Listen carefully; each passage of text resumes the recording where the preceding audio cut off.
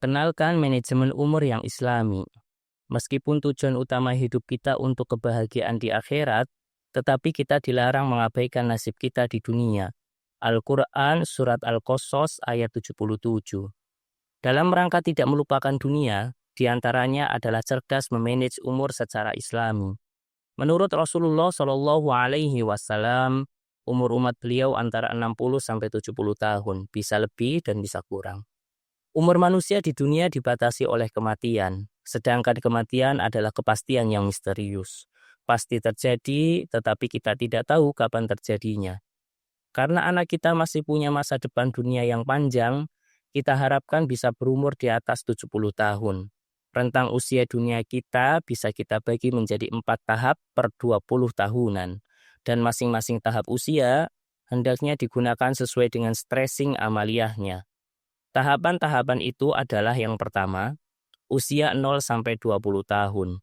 Di samping tahap pertumbuhan fisik agar sehat, kuat, dan berat, anak kita harus disiapkan perkembangan mental agar sensitif, kreatif, dan produktif.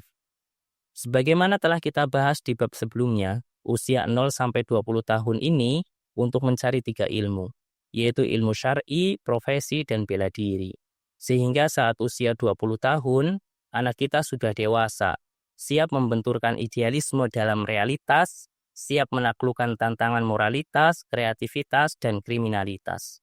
Yang kedua, usia 20-40 tahun, usia untuk membangun kejayaan dunia, memiliki perhiasan dunia, menjadi tokoh dunia. Paling tidak seperti Rasulullah Shallallahu Alaihi Wasallam, sebelum usia 40 tahun sudah diberi gelar Al-Amin oleh masyarakatnya, karena telah memiliki prestasi yang bisa disaksikan oleh masyarakat. Setidak-tidaknya sebelum usia 40 tahun, dengan memanfaatkan ilmu syar'i, profesi, dan bela diri, anak-anak kita telah memiliki 6 indikasi simbol duniawi.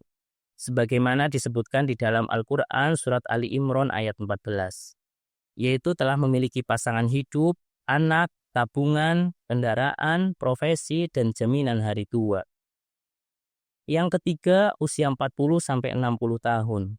Setelah anak kita punya ilmu dan telah lengkap sarana hidup duniawinya, maka pada usia 40 tahun mulai berorientasi pada nilai, bukan pada materi.